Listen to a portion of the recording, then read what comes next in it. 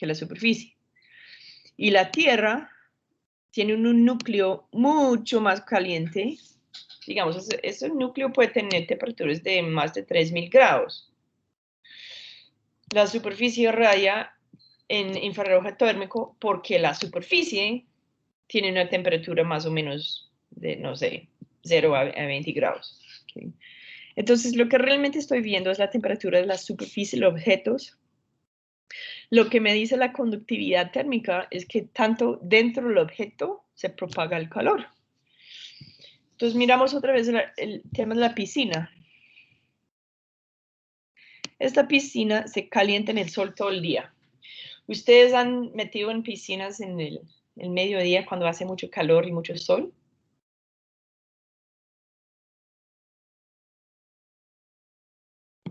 Sí. ¿Y cómo es la sensación? ¿Se siente que como toda la temperatura del agua es igual si estoy aquí o si estoy aquí?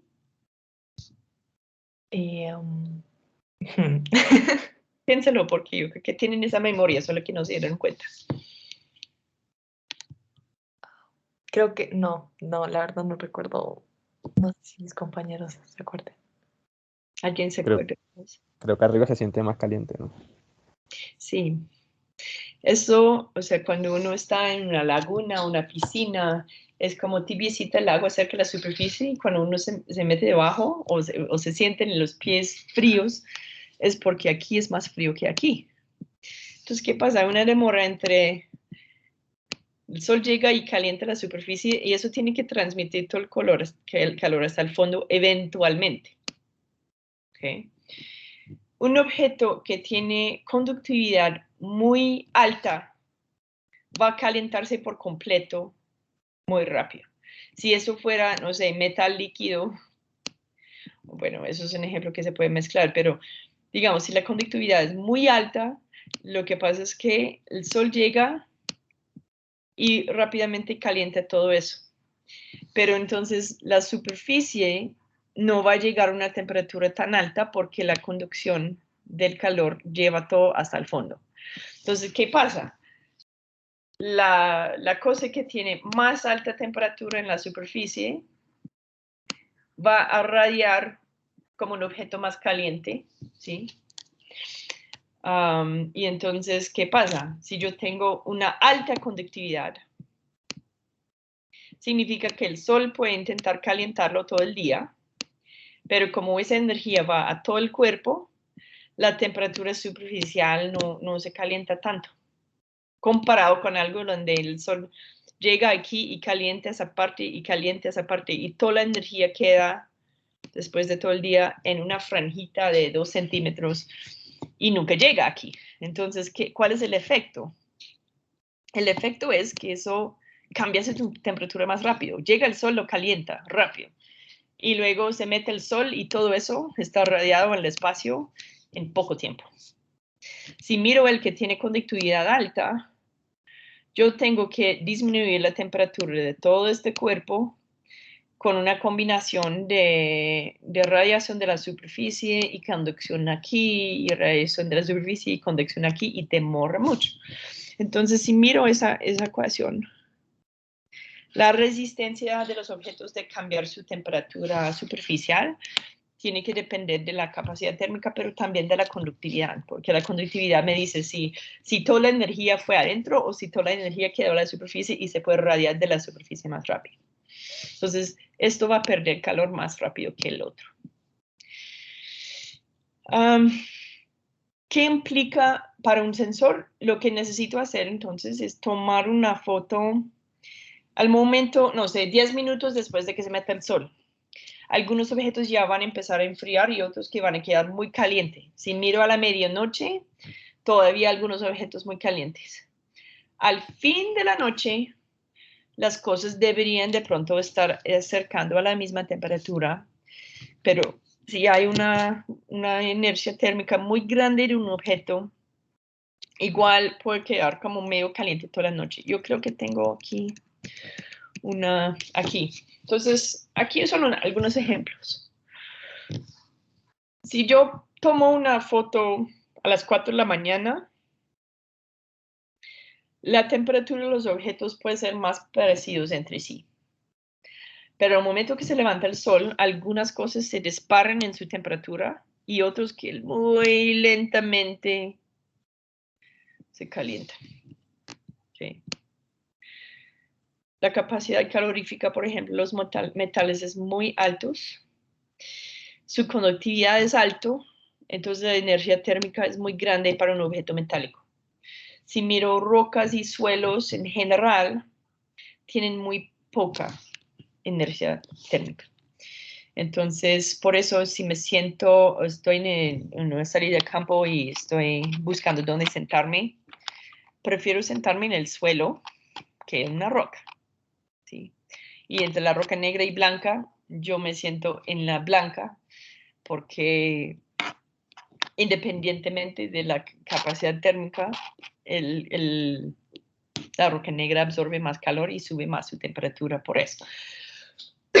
Entonces, por eso, ustedes, bueno, eso no diferencia entre suelos y rocas, pero sí hay una diferencia. Si yo miro la diferencia entre suelo seco y suelo mojado, tiene diferente inercia. Si miro suelo mojado y agua, son diferentes. Entonces, digamos, si es suelo seco, o pues peor si es arena, yo me puedo calentar mucho sentando encima, pero si me siento en pasto, si me siento en suelo mojado, eso, damp terrain, prefiero sentarme en eso. ¿Okay? Lo que va a pasar en la foto es que las rocas y suelos van a ser muy brillantes en la parte muy energética de la infrarroja térmica y las cosas metálicas y las cosas mojadas menos. Okay.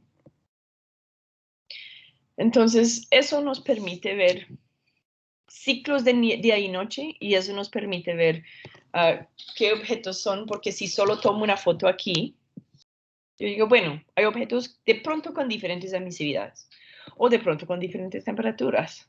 Pero si tomo una foto aquí y también una foto aquí, el efecto de la emisividad desaparece un poco porque es el mismo objeto. Entonces yo puedo ver el cambio de la temperatura de forma un poco más independiente de la emisividad porque estoy tomando dos fotos de la misma cosa. La emisividad debería ser constante en la misma longitud de onda, independiente de la temperatura. Lo que va a cambiar, obviamente, es la brillancia del objeto por su temperatura real, pero igual lo que puedo ver es su inercia térmica. Porque si se calienta muy rápido en el día, es que tiene inercia baja. Y si mantiene frío todo el día, es que tiene inercia grande. ¿Okay? Ok. Si miramos ahora el resumen de todas las propiedades térmicas que pueden tener un objeto que importa para los sensores, tenemos la emisividad, ¿sí? La tendencia de emitir luz como si fuera el cuerpo negro o no. Mira algunos ejemplos. Los con muy grandes emisividades tienden a hacer las cosas que absorben más luz, ¿ok? No es completamente intuitivo. Por ejemplo, hielo tiene muy alta emisividad, también agua. Pero, por ejemplo, el carbón, sí, también muy alta emisividad. La laca negra, sí, probablemente esa superficie, las cosas negras, ladrillos, sí, pueden tener emisividades muy grandes, pero las cosas con emisividades bajas son las cosas que reflejan mucho, sí. Por eso, por ejemplo, cuando dice cobre, no dice cualquier cobre, sino cobre pulido. ¿Por qué? Porque tiene una superficie casi que un espejo. De hecho, los espejos viejos eran hechos de plata pulida, con vidrio encima. Entonces, ¿qué pasa? Esa cosa refleja casi 100% de lo que le llega. Entonces, la emisividad que va a tener no va a tampoco emitir en todos los rangos. Entonces, ¿qué va a pasar? Va a emitir mucho menos energía que un objeto de la misma temperatura, pero que sea más negra, ¿sí? El carbono. Entonces, la emisividad realmente varía entre casi 0 y casi 1. ¿Qué pasa? Yo tomo una foto de todos esos objetos a la misma temperatura y la laca y el carbón van a parecerse muy caliente y muy destacada del cobre y la plata. Entonces, mi foto va a ser como muy, muy, muy buena en distinguir cosas. Okay.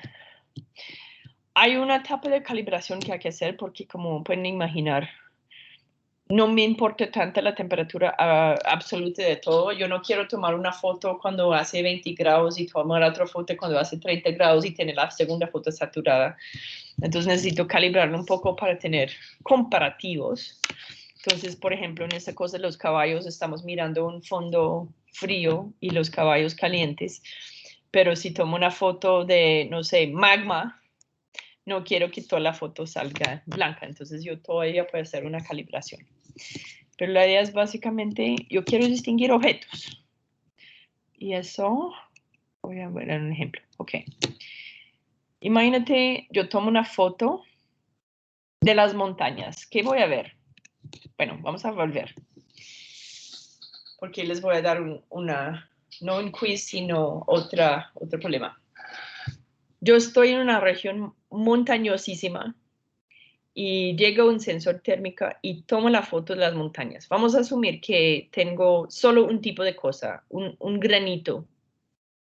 Y todo en la foto es granito. Ese granito debería tener exactamente las mismas características térmicas, la misma emisividad, debería absorber luz de la misma rapidez, la misma conductividad. Entonces, pues tomo la foto en el día. Esta foto va a tener el mismo tono en todo. ¿Qué creen?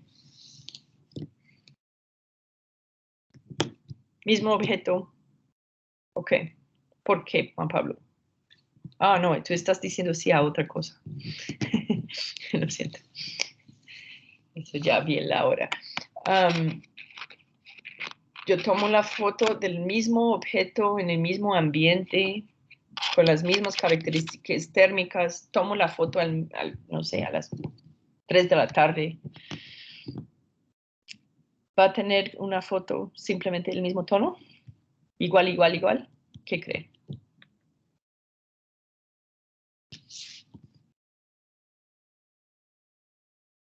Pues tal vez sí, con pequeñas variaciones, es lo que se me ocurre, pero como pequeñas, no sé. Ok. ¿Por qué las pequeñas variaciones?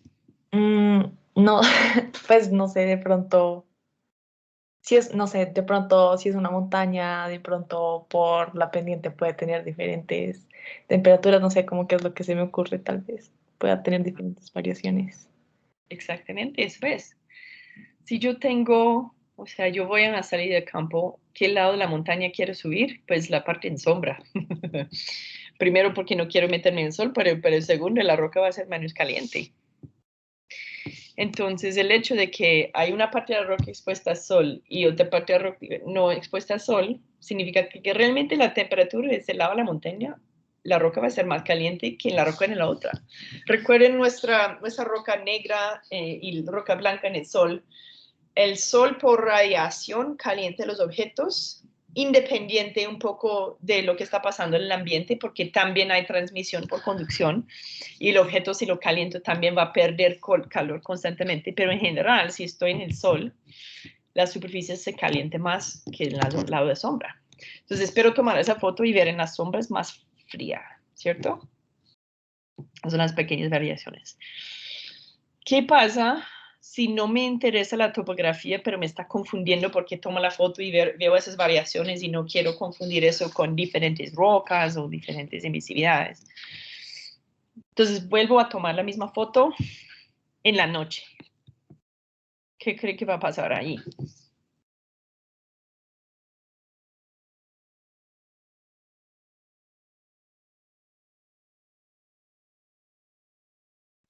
Ahora sí ya se apagó el sol. Pues ahí sí sería igual, ¿no? ¿O no? Pues creo. Sí, más o menos. Recuerde que hay también el tema de inercia térmica, donde si caliente una roca más que otra, si tiene inercia muy alta, de pronto demora un poco en enfriarse, la roca caliente. Pero en caso de la mayoría de las rocas tiene inercia más baja, entonces debería, cuando apaga el sol, enfriarse rápido.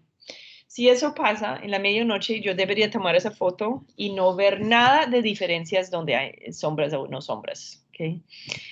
Y eso es lo que me permite distinguir entre diferencias de objetos de verdad, porque no estoy confundiendo con sombras. Entonces, mire esto.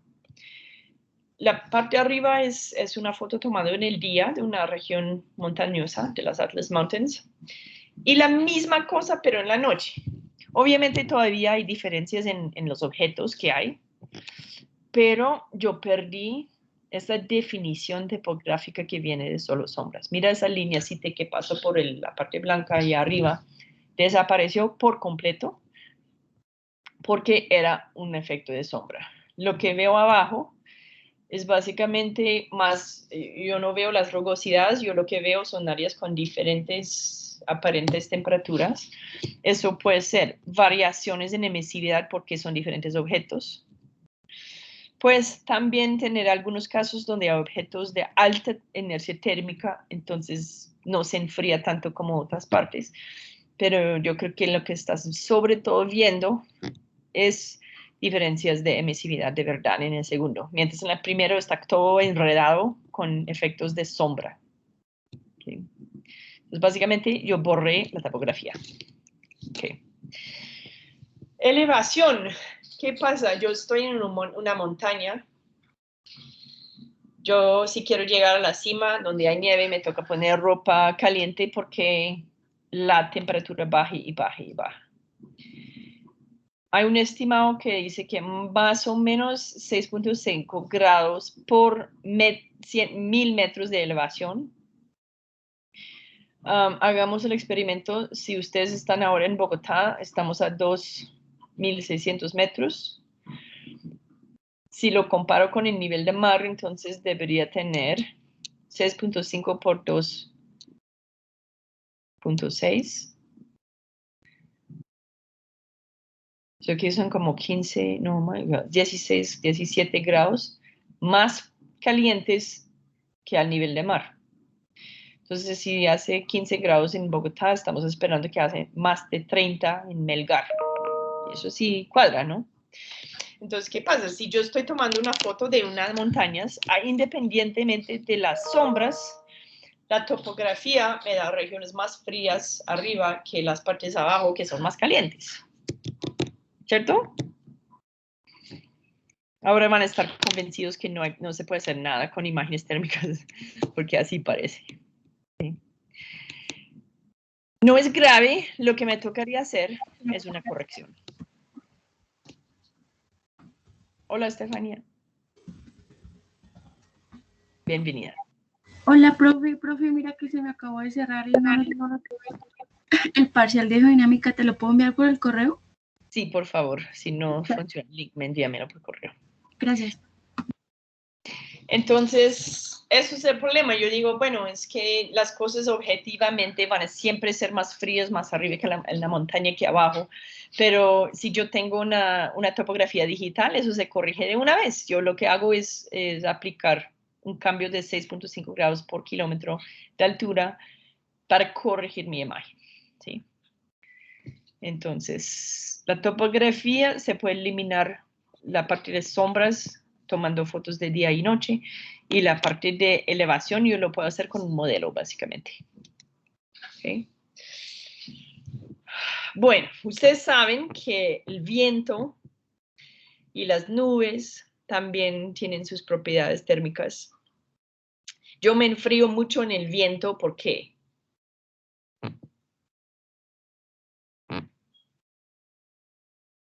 Si yo salgo ahora y hace 10 grados, de pronto me aguanto. Si hace 3 grados y hay un buen viento fuerte, me enfrío mucho.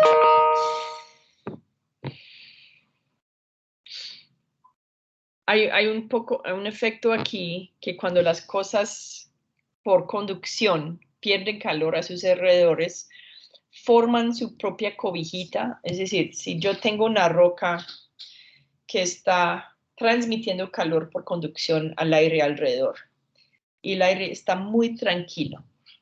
¿Qué pasa? Yo tengo que propagar ese calor por todas las capas de aire para enfriar mi roca. Si llega un viento, yo quito esa capa caliente de aire y ya tengo otra vez aire fría al lado de mi roca y la conducción es mayor. Entonces yo lo puedo quitar y esa roca se enfría más rápido. ¿Qué voy a hacer con eso? Porque eso va a afectar mi imagen. Yo tomo la misma foto. Eso está la gente entregando cosas de... Voy a apagar mi correo. Lo siento. Creo que muchos no lograron utilizar el link. Uy, ok. Bueno, ahora no van a escuchar el correo. Entonces, ¿qué hago si estoy tomando varias imágenes y por el viento las cosas parecen tener diferentes temperaturas? Y peor, si hay una nube que puede ser fría y me tapa un poco, pues las longitudes de ondas infrarrojotérmicas son tan grandes que deberían pasar por la nube. Entonces la nube no bloquea, como es el caso en las ópticas. Sin embargo, yo voy a tener en mi foto efectos de esa nube. Entonces, miramos. ¿Sí? Como el viento quita el calor de la superficie, digamos que el viento pasa y lleva aire caliente por allá, ¿sí? Entonces yo voy a tener como rayitos de aire caliente que interfieren un poco con mi imagen, ¿sí? Si yo tengo un árbol y el viento viene de aquí, los objetos aquí van a estar como más normales. Los objetos aquí, el viento se lleva el calor allá, entonces los objetos aquí parecen más fríos que los objetos aquí. Y entonces lo que tengo son como manchitos o más lineecitas de temperatura más alta que otros por el viento. Okay. Las nubes también bloquean el sol como una sombra, se mueven, entonces bloquean en diferentes momentos. Entonces yo puedo tener, o sea, yo no veo la nube porque la onda pasa directo, pero ¿qué va a pasar? Donde hay nube encima del piso, el piso lo que emite va a ser un poco más fresquito que el piso al lado donde no hay sombra de nube. Entonces sale como una cosa de manchas que parecen nubes. Sí hay lluvias que caen y que mojan unas partes más que otras, o suelos que absorben más la lluvia que otras partes. Yo voy a tener diferencias reales en las propiedades térmicas porque el suelo mojado tiene capacidad calorífica más grande que el suelo seco. Entonces yo voy a tener también manchitas. Entonces mira esa foto. Es un poco caótico, ¿no?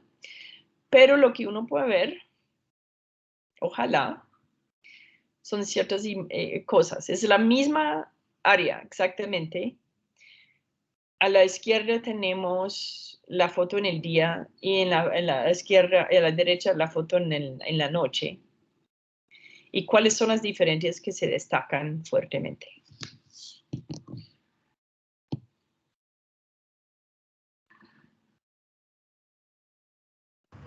No, el agua, ¿eso es agua?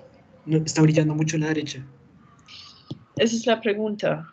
En la noche, o sea, la parte de interpretar imágenes térmicas visualmente en la noche es muy difícil porque nuestros ojos utilizan información de sombras para definir objetos. Y recuerde que en la noche las sombras desaparecen. Recuerde que hay una calibración, o sea, realmente estamos mirando temperaturas relativas, entonces no es que si en el día parece negra y en la noche blanca, que la cosa realmente calientó más en la noche, solo estamos viendo el contraste. Entonces en la izquierda, por ejemplo, esas manchas negras son más frías que la otra parte, y en la noche esas manchas que eran más frías que sus alrededores ahora son la cosa más caliente en la imagen y las otras cosas se parecen frías. Miramos primero la imagen a la izquierda. ¿Qué parece esa cosa?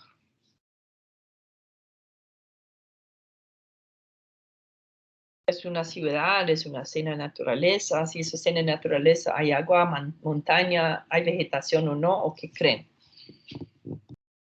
No tenemos las mismas pistas visuales que estamos acostumbrados con color y tono de los objetos, porque ahora es irrelevante porque solo estamos viendo la emisión en infrarrojo térmica del objeto. Y eso no, mis ojos están como, ¿qué es eso? Pero mira la parte, digamos, de turupitos, la parte rugosa. ¿Qué es eso? Es vegetación, ¿no? Creo, sí, es vegetación. Muy bien. ¿No? Esto parece arbolitos, ¿cierto? Y esto también. Mira las sombras. Okay. Mi ojo sí puede interpretar eso porque las sombras donde están los árboles me definen una forma que es familiar para mis ojos. Si yo solo tuviera la imagen a la derecha, yo no sé qué es eso. Okay. Pero digamos, a la izquierda la sombra nos ayuda. Entonces, sabiendo que eso es vegetación, ¿sí? ¿Qué creen que puede ser esto? Eso es un lago, seguro. Bueno, Pues agua. mira las curvas. Sí, es un lago seguramente, pero una cosa es la forma, porque vemos una forma. Profesora, me temo que moviste la diapositiva. Ahora estamos en otra cosa. Ok, pero que No, ahora sí pueden estamos ver viendo las... las curvas. Sí, Estamos. ¿What? Yo estoy viendo unas curvas. sí, sí, Sí. sí. Ah, ¿quieres que vemos eso? Ah, ok. Entonces miramos otra vez las curvas, porque esas son curvas de temperatura de la superficie de los objetos en diferentes momentos del día. Entonces el lago tiene inercia térmica alto o bajo. Alta, es difícil moverlo. Alta, exactamente. Tiene inercia muy alta porque es muy difícil cambiarse de temperatura. Mira la arena, mira, meadow es como pastico, eso es bosque. Todas esas cosas pueden mover su temperatura más fácilmente que el agua. Entonces, miramos otra vez esta cosita aquí. Es un poco, como digo, como no es temperatura absoluta, sino comparaciones. ¿Qué pasa? En el día, el lago es más fría que el alrededor. En la noche es más caliente el alrededor porque siempre resiste cambiar la temperatura. Mientras las otras cosas se calientan en el día y se enfrían en la noche, entonces el lago, a pesar de que parece que está cambiando, realmente es la cosa que queda con una temperatura casi que constante. Como estamos haciendo como una reescalación de las brillancias, por eso aparece negro en el día y blanco en la noche, pero hay que pensar en ese negro y blanco de pronto como comparación con el promedio. En promedio, la laguna parece fría en el día y en promedio parece caliente comparado con las otras cosas en la noche. ¿Okay? Entonces, sí, lo que hay en la noche va a brillar un poco el lago porque todavía está emitiendo calor de su superficie, entonces parece más caliente, mientras la vegetación y las rocas cambian su temperatura así. ¿Okay? Los árboles aquí, ¿por qué son tan diferentes en su textura que aquí?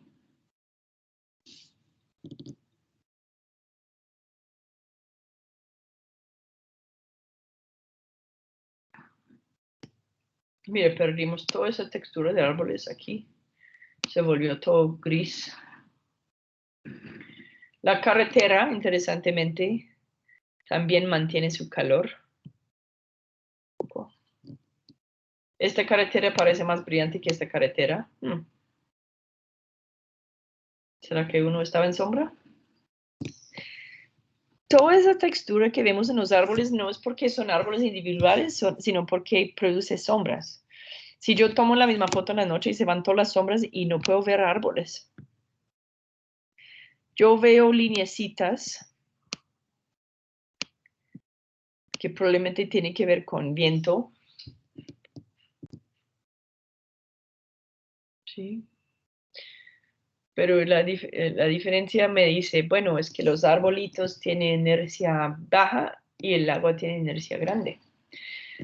Sin eso, sería un poco difícil determinar cuáles son esas cosas.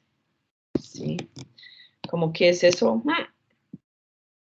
Toca ver en el día y en la noche. Bueno, parece que esa cosa cambió muy rápido su temperatura en la noche, entonces probablemente era como árboles o suelo, algo con inercia más baja.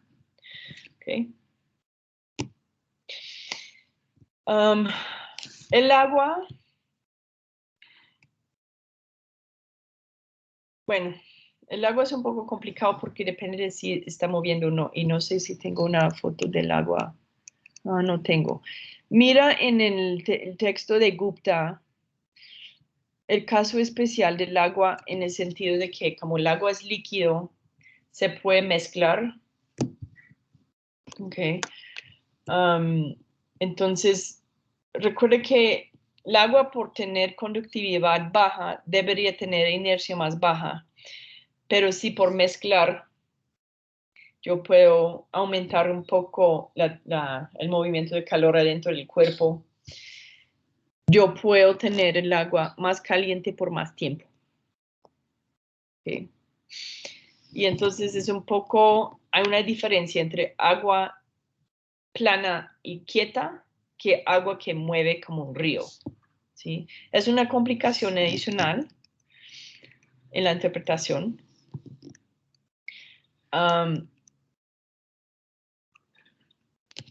Básicamente en la vegetación también hay algo especial que pasa, porque no es inerta, o sea, las vegetaciones son vivas.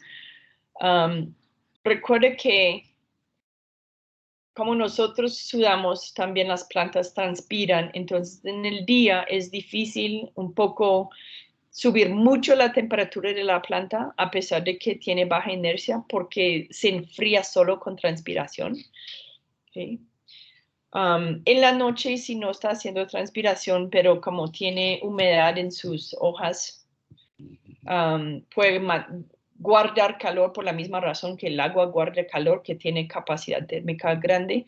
Entonces, los arbolitos, si yo vieron esto, tiene algo de retención de calor en la noche y algo de enfriamiento por su metabolismo en el día, que aumenta un poco la energía térmica aparente comparado con lo que sería una roca, por ejemplo. ¿Sí? Entonces, las plantas deberían resistir cambios un poco más que una roca. Okay. Suelo húmedo, obviamente si tengo suelo seco, tiene las propiedades por la estructura y el polvito, su composición, pero si lo mojo, ahora sí tengo un problema de tener que calentar y enfriar el agua. Además que hay evaporación. Okay. Entonces, si yo tengo en el día una foto de suelo seco y suelo mojado, el suelo mojado se enfría un poco por evaporación del agua. Entonces, básicamente, no hay mucho contraste entre el día y noche si es mojado, comparado con si es seco. Entonces, eso me distingue, eso sirve para distinguir entre suelos húmedos y suelos secos, por ejemplo. Finalmente, aparte de día y noche, yo puedo tomar fotos en diferentes estaciones. ¿Cuáles son las características de las estaciones? Yo sí tengo invierno, o sea, el invierno técnicamente empieza el 21 de diciembre, el verano el 20 de junio, pero si miro esas situaciones, en un caso yo tengo mi inclinación hacia el sol en el hemisferio norte, en el otro caso lo tengo hacia dirección contraria en enero, pero en los puntos de equinoccio, o sea, octubre y marzo, debe ser igual, ¿cierto? Porque marzo y octubre en el hemisferio norte no se sienten iguales. De hecho, ¿ustedes han experimentado eso? ¿Han ido a... No, pero esas son las estaciones, ¿no? Sí, son las estaciones, pero sí... En marzo está primavera, sí. Sí, primavera. Y octubre es otoño. Una pregunta. ¿Ustedes han vivido en otro país donde hay nieve? ¿Alguna de ustedes? Sí, ¿Sí? Entonces cuéntenos. pues viví como en abril en Canadá y pues solamente había como nieve.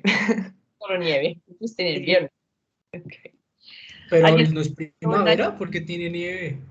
En Canadá solamente hacía mucho frío siempre, me acuerdo. Pero ya se estaba como, era como finales de invierno. Finales de Recuerdo invierno. que fue marzo, abril. Estuve allá, sí. Entonces en marzo y abril hacía frío y había nieve. Sí, ¿En qué ciudad estabas? estaba bien al norte. Ah, eso sí. Ah, bueno, si está tan al norte, eso explica muchas cosas. Estaba bien al norte, sí. Ok.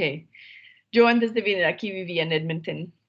Y me acuerdo cuando me fui para vivir allá, llegué como inicios de abril. Había nieve por todos lados y me acuerdo que tenía que quitar heladas de mi ventana en mayo. Pero lo interesante, Edmonton, sí. Entonces lo interesante es que la primavera como siente que se demora un poco. O sea, en marzo hay una expresión en inglés que entra como un león y sale como un cordero, porque normalmente el inicio y mitades de marzo son muy violentamente fríos y con tormentas de nieve y todo. Y al finalizar marzo empieza a ser un poco más suave. Si uno mira octubre, uno puede tener 25 grados. ¿Sí? A veces antes, cuando yo era niño, lo llamaban verano indio, que dice que llegaba un verano adicional en otoño. Pero eso es algo interesante. Hay una demora, digamos, en términos de posición del sol, estamos exactamente iguales. O sea, yo saco mi pelota aquí. Bueno, yo tengo mi pelota, ya da un momento.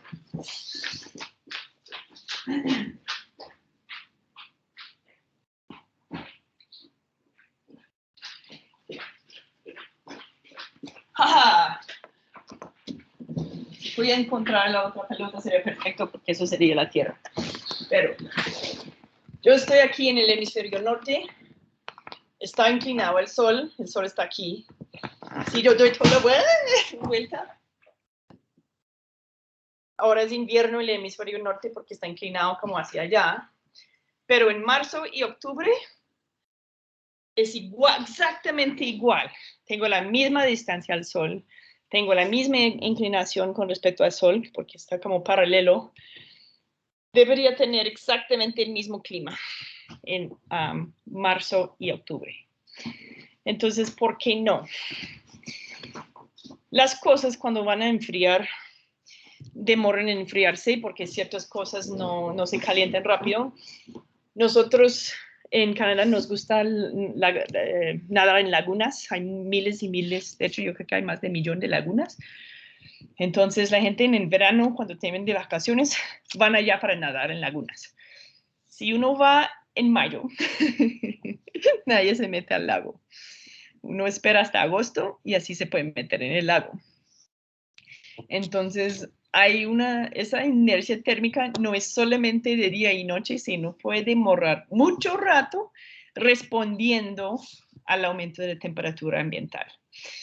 Entonces, ¿qué pasa? En marzo, los lagos todavía tienen hielo. En abril, pues va un poco menos, se va delgada, ya no se puede patinar. En mayo, apenas ya se va el hielo, pero no me meto. Si espero hasta agosto, ya, perfecto. El agua está tibia. ¿Qué pasa en octubre? Pues la temperatura deberá bajar y el sol tiene menos horas expuestas a las cosas expuestas al sol, entonces debería enfriarse, pero tenemos todas esas lagunas calientes que moderan la temperatura. Entonces el clima demora en responder. Por eso hay una sensación donde, digamos, 20 de diciembre debería ser el pico básicamente es el día más corto del año. Pero en lugar de tener un gradual enfriamiento donde eso es el punto más frío y luego se caliente, la época más fría es enero, porque hay una inercia también en todos los objetos de la superficie de la Tierra. Y ustedes saben que si tengo un cuerpo de agua caliente, yo puedo tener hasta nada de sol y estar en pleno invierno, pero si estoy al lado de un cuerpo de agua como medio caliente, eso modela la temperatura, ¿sí? Por eso prefiero vivir en Vancouver que Edmonton, a pesar de que las latitudes son casi iguales, porque Vancouver está al lado del mar, ¿ok? Entonces, ¿qué pasa en la imagen termal? Hace mucha diferencia si lo tomo en marzo que si lo tomo en octubre. Okay. Hay que pensar en un poco los detalles de por qué la imagen parece así. En octubre veo que un cuerpo de agua y con varias cosas. Hay que pensar en si fuera un día o noche, porque recuerde que si tomo la foto en la noche, la laguna parece más, o el agua parece más caliente que sus alrededores, mientras si lo tomo en el día, el agua es más fría que sus alrededores. Pero mira la diferencia entre, entonces asumimos que lo tomamos en el día y miramos la diferencia entre marzo y octubre.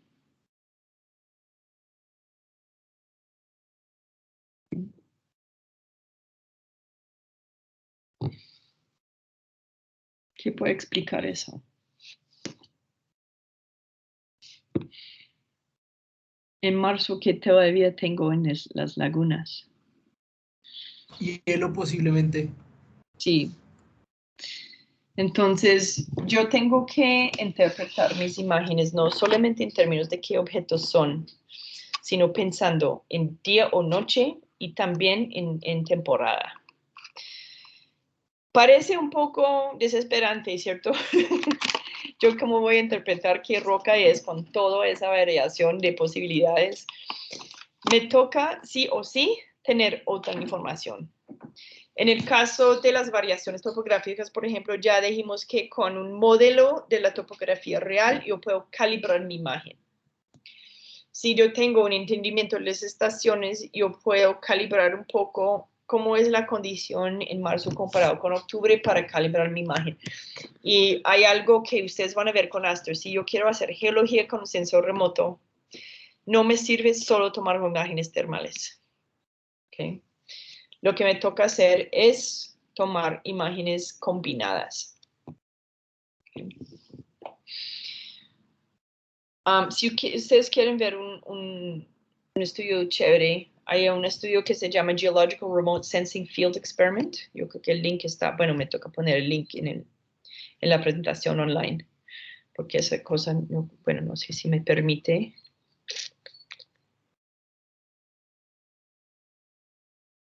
No me deja quitarles, pero así nomás. Uno tiene que primero combinar diferentes bandas dentro del infrarrotérmico, eso es una cosa que uno puede hacer.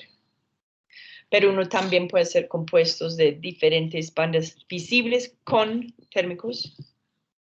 Okay. Eso es una imagen de solamente las 3 bandas de infrarrojotérmica de, yo creo que es Landsat. No, Landsat, qué pena, Aster. Si tengo 3 bandas, yo puedo analizar por lo menos 3 rangos de temperaturas aparentes y hacer un compuesto de color. Okay. Esto es lo que estoy viendo, por ejemplo, es muy bonito. Yo veo montaña, desierto y carretera, y lo que se ve súper chévere allá son las sombras que yo puedo ver en las montañas, ¿sí? Entonces yo puedo volver a tomar una foto en la noche y ver otra cosa, pero también puedo poner bandas visibles. ¿Sí? Mira el espectro de emisividad. Bueno, eso es transmisión. Pero básicamente sí, la forma de la curva de emisión debería ser un poco parecido a la forma de absorción, porque si está absorbiendo fuertemente en unas bandas, se corre hacia onda larga y la emisión va a ser dominante en esta área. Entonces yo voy a tener una firma espectral basada en emisividades. Y mire que los minerales pueden tener diferentes firmas. Lo que es muy difícil es distinguir entre, por ejemplo, el mismo silicato, o sea, diferentes silicatos, ¿sí? Pero un silicato comparado con un carbonato pueden tener firmas súper distintas y mira la diferencia. Es mucho más grande que de pronto las firmas de reflectancia y es por eso que nos gusta utilizar bandas térmicas para hacer geología. Porque se destaca más un mineral por su espectro de emisión que por su espectro de reflectancia. Okay. Dado eso, yo puedo también intentar distinguir entre, no sé, caliza y dolomita, pero lo que pasa es que me tocaría hacer rayos de banda, o sea, digamos, yo quiero ver ese turupito de aquí, que yo sé que no existe aquí, entonces voy a armar mi radio de bandas, cosa que se destaca mucho la caliza, comparado con los otros carbonatos, y así hacer también un análisis mineralógico. Okay.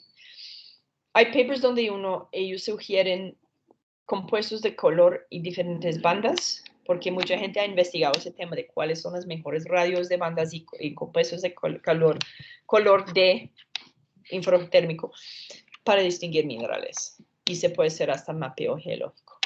¿Okay? Aster es una buena opción porque ellos también tienen imágenes gratuitas. Yo creo que no es completamente global y que no todas las imágenes son gratuitas, pero si ustedes van a Earth Explorer o van a la NASA, hay datos, digamos, ejemplares que uno puede bajar y trabajar. Tiene 14 bandas,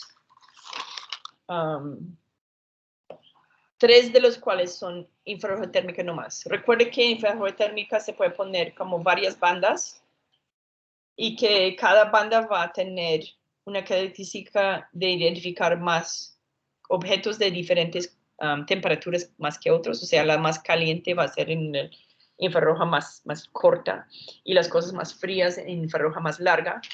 Y así tener compuestos de color, confundo calor y color, por las diferencias en temperaturas aparentes.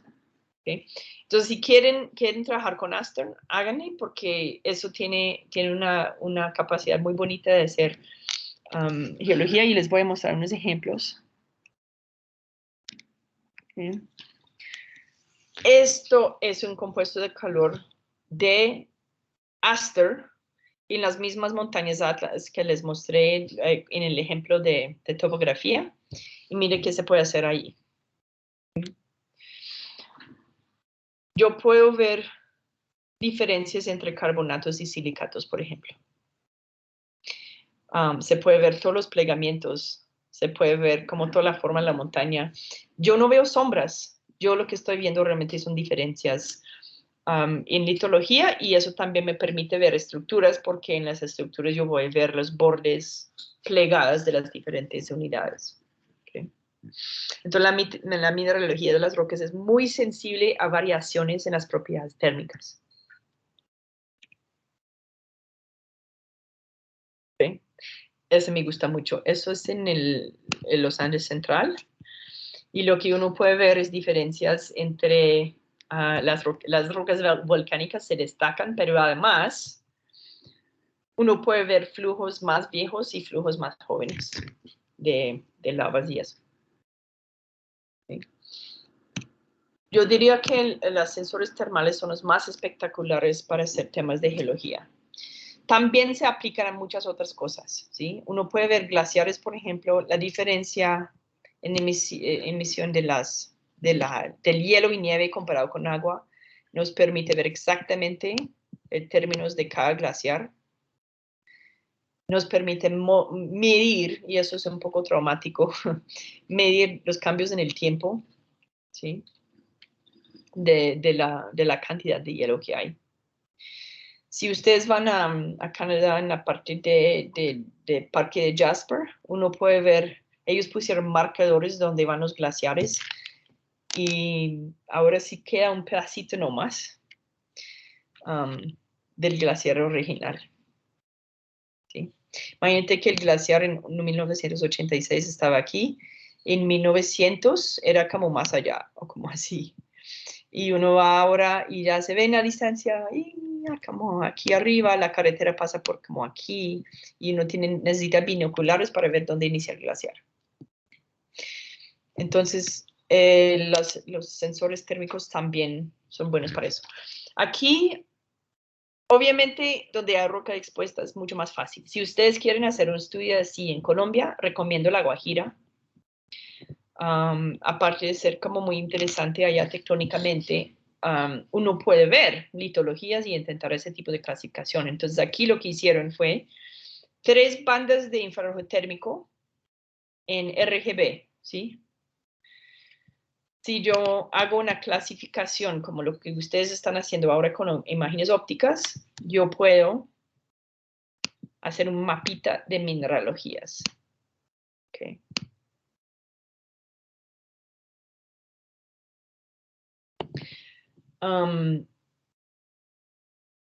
Aster tiene también resolución espacial mejor que Landsat, pero lo más espectacular de Aster es esa parte de infrarrojo térmica, que para geología es excelente por esas firmas complicadas de emisividad de los minerales. ¿Sí? ¿Dudas? ¿Preguntas?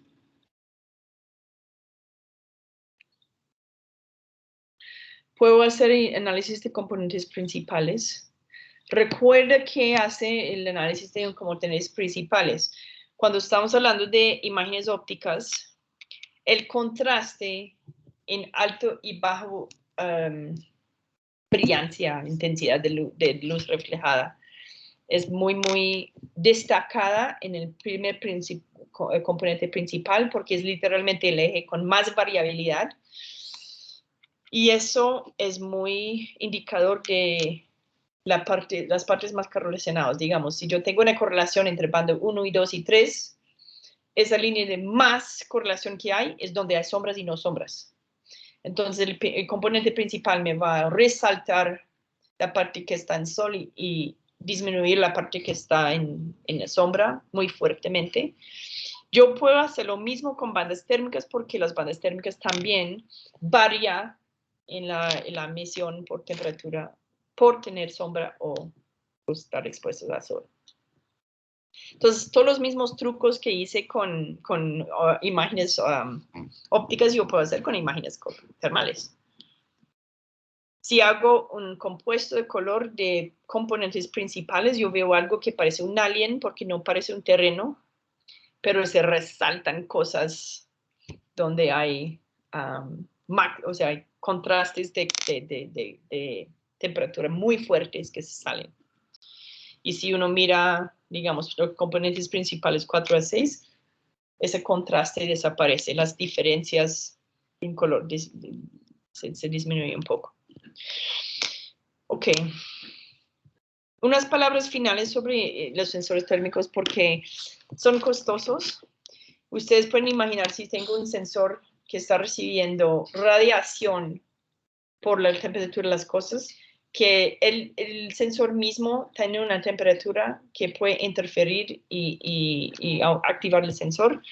Entonces, generalmente tiene que poner nitrógeno líquido para tenerlo muy, muy, muy frío. Si no, el mismo sensor va a generar artefactos en la imagen. Okay. La dificultad de calibración. O sea, imagínense el problema de un día llegan muchas nubes, otro día no. Un día está húmedo el aire, otro día no. Y para intentar hacer esas calibraciones que mencioné, donde realmente se destacan las cosas y no las condiciones atmosféricas, es difícil. Es difícil modelar la atmósfera. Yo puedo modelar fácilmente topografía, pero la atmósfera no tanto. Todas esas filtraciones y calibraciones que tengo que hacer son computacionalmente un poco difíciles. ¿Sí? Y yo, digamos, uno tiene que entrenar un poco la intuición en la interpretación, porque realmente, por ejemplo, si miramos esto, a mí no me dice nada, no sé de ustedes. Esta cosa, yo lo que creo es que hay algo allá como que es mucho más caliente que las otras partes, entonces estoy como destacando de pronto nubes donde hay, no sé, más cobertura y sombras, ¿sí? pero yo no sé, esas son diferencias en cosas, o sea, uno mira eso y no hay intuición, eso lleva tiempo para aprender. Si veo en esta parte, yo digo, ok, ahora como veo montañitas por esas rugosidades, pero la verdad, si me dices cuál es la cima de la montaña, ni idea. Entonces, no es intuitiva. La interpretación, básicamente, uno tiene que hacerlo con clasificaciones donde hagan las clases basadas en las firmas, más no visualmente, que puede ser muy confundido. Okay.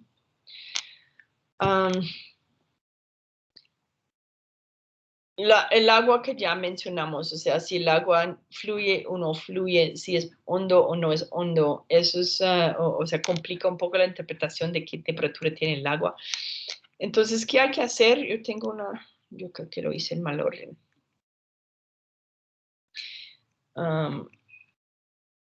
Bueno, yo tengo ok. ¿Qué hago con eso? Básicamente, lo que puedo hacer es simplemente no preocuparme por la temperatura real de las cosas, mirar diferencias entre la temperatura real y temperatura aparente con unos datos de emisividad, ¿sí? Si necesito datos de emisividad, los objetos para calibrar mi imagen, necesito una biblioteca de emisividades. Eso sí existe, pero para no todos los objetos. Entonces, si uno tiene algo que no tiene una firma en la biblioteca, tocaría básicamente hacer un análisis espectral en el laboratorio. Es un poco costoso también. Pero si tengo esas medidas, yo por lo menos puedo decir, bueno, al identificar que eso es una roca y que las emisividades son tales, voy a intentar corregir a ver si puedo ver la temperatura real. Y al ver la temperatura real, intentar deducir qué objeto es por su inercia térmica. Entonces tomo una foto en el día y una foto en la noche y los comparo. ¿Okay? La otra es combinarlo con bandas visibles. ¿Okay? Si yo tengo una imagen de infrarroja térmica, de pronto 1 o 2 bandas, pero también tengo algo en banda infrarroja cercano, azul o rojo, yo puedo decir, bueno, ahora sí tengo otra cosa que me puede distinguir entre esos objetos que se ven igual en la imagen térmica, que me permite distinguirlos, ¿sí? Un ejemplo, la vegetación, si no estoy seguro que si es vegetación o suelo, que pueden ser como muy parecidos en términos, yo miro en infrarrojo y el suelo va a ser como reflectancia baja y las vegetaciones muy altas. Y de una vez yo separo vegetación de suelo, que no se puede hacer tanto en termal. ¿Okay? Entonces eso es un poco más avanzado, lleva mucho más práctica y tiempo para aprender a hacerlo. Se puede, y de hecho si quieren estar haciendo proyectos con ese tipo de cosas, toca utilizar datos de Aster, que tiene visible pero también infrarrojo. Y eso pues es mi recomendación ahí. Bueno, dudas, preguntas sobre térmicas. ¿O están todos traumatizados?